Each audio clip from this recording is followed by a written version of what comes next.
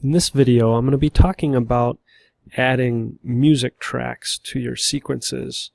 And in order to do that, you're going to first need some music. And I'm assuming that you already have it imported. But if you don't, you're going to need to go to your media browser, locate on your computer where you have music files, find a music file, right-click on it, and choose Import.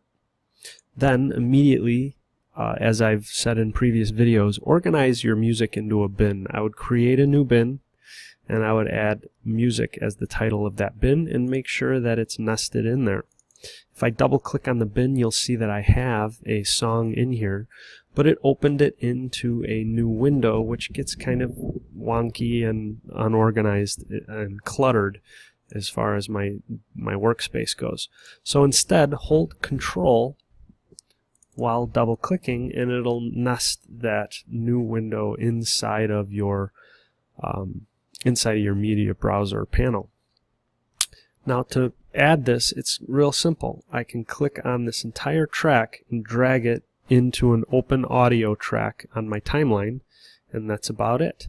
I can also, if I want to, I'm going to hit Control Z to undo that, I could double click it and open it in my source monitor, set in and out points, and then drag it over, much like you do a video clip. I'm not going to do that though, because I'm going to throw it over into here and show you how I work with it right in the timeline. Now, one of the things that you're going to notice as soon as I start playing this is that I have a really loud audio track that's linked to my first video, and it's really distracting. And to be honest, all of the audio that's linked to my video I'm not going to want to use at all in this particular sequence. I've designed it to be sort of like a music video. So there's an easy way to get rid of all of the audio that's linked to this video. If I don't want any of it, I simply go to my audio 1 track, which is linked to my video 1 track, and hit M for mute. Now, if you want some of the audio but not all of it, you're going to have to go and uncheck the linked selection to make it gray, and then individually select audio portions and hit the delete key to remove them, and then you will successfully delete some of the audio but not all of it. Now in my case, I don't need to do that because I'm just going to hit mute all the audio there. When I hit play with my spacebar, another problem that happens is that you see that my audio doesn't start right away. So what I'm going to have to do is figure out where it starts. I'm going to hit the pause button, which is spacebar again, and back up right to the moment before that first beat happens. This is where I want to trim that clip. To do it, I can simply grab with my selection tool, I can move till I get this red trim arrow and move this up to the playhead and let go.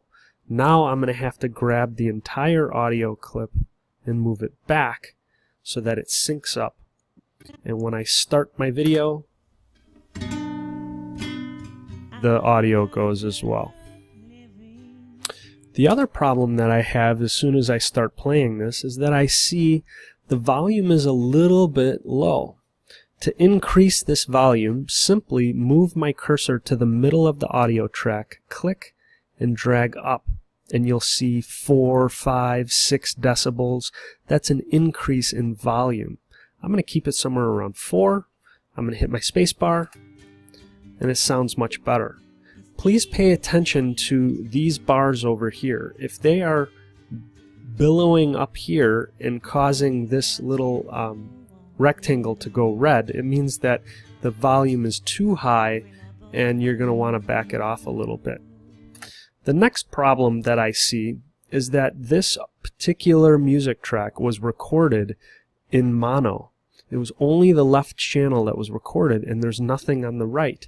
And it doesn't sound very good when we're listening to something in stereo. So to fix that, I'm going to right-click on this track and go to Audio Channels. Now this shows me that on clip 1, the left channel is taking the left channel and the right channel is taking the right channel. If I simply just take the right channel and click here, what happens now is the right channel is going to sample from the left channel. And when I do that, you'll see down here that you have two waveforms that look identical. And when I play this, it sounds much, much better. That's about it for the audio. We'll continue learning a little bit about working with audio and making and cleaning audio up in a future video.